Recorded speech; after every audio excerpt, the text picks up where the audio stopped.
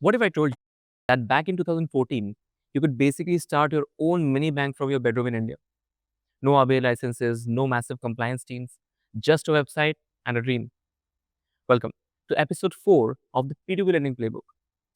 In the last episode, we saw how other countries like USA, UK, China got into P2P lending and how they either evolved into banks or completely lost trust in this earning avenue.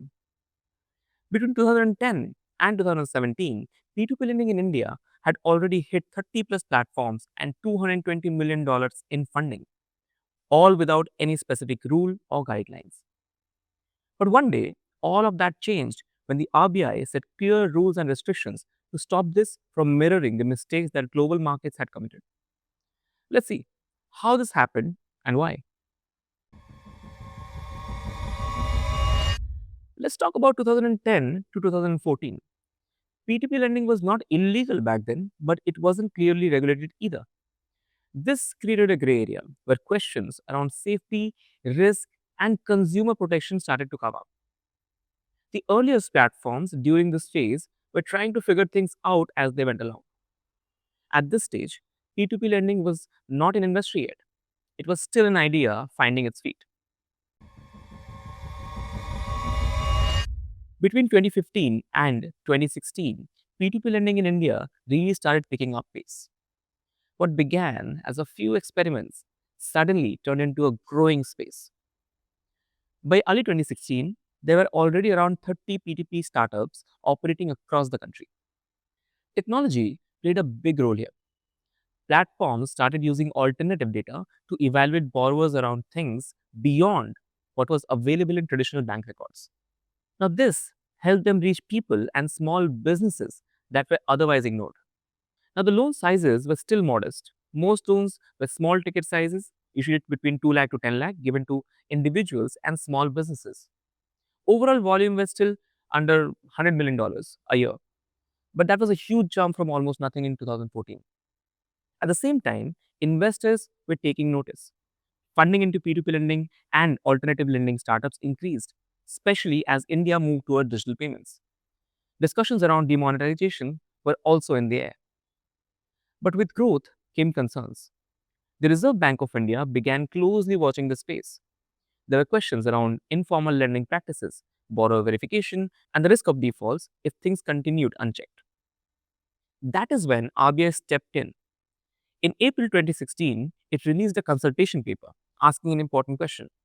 Should P2P lending remain unregulated, or was it time to create a formal framework? That consultation paper became the foundation for everything that followed. In 2017, the RBI finally put a clear rulebook in place for P2P lending. On October 4, 2017, RBI issued the official NBFC P2P Master Directions, which formally recognized P2P lending platforms as a regulated financial category. First, the RBI made one thing very clear. If you want to run a P2P lending platform, you must register as an NBFC P2P and maintain at least 2 crore worth of net funds. And most importantly, platforms are not allowed to lend their own money. The only thing they can do is act as a bridge between lenders and borrowers. Now, next came strict rules around money movement. All funds must flow through escrow accounts, from the lender's bank account through an escrow account, and from that escrow account to borrower's bank account. Repayments came back the same way. Also, platforms were not allowed to hold or park money, even temporarily. RBI also banned some practices outright.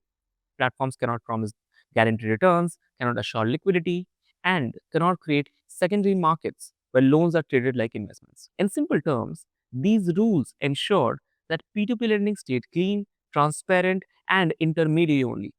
No shortcuts, no hidden risks, no false promises.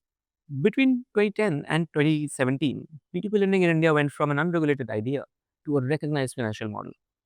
The early years proved the demand. The middle years exposed risk, and 2017 brought structure. That structure is the reason India's P2P lending ecosystem didn't collapse. It matured. And in the next episode, we'll break down the rise of India's P2P lending between 2017 to 2024. If this helped you understand the journey better, hit like, subscribe, and stay tuned for the next chapter of P2P Lending Playbook. Till then, signing off.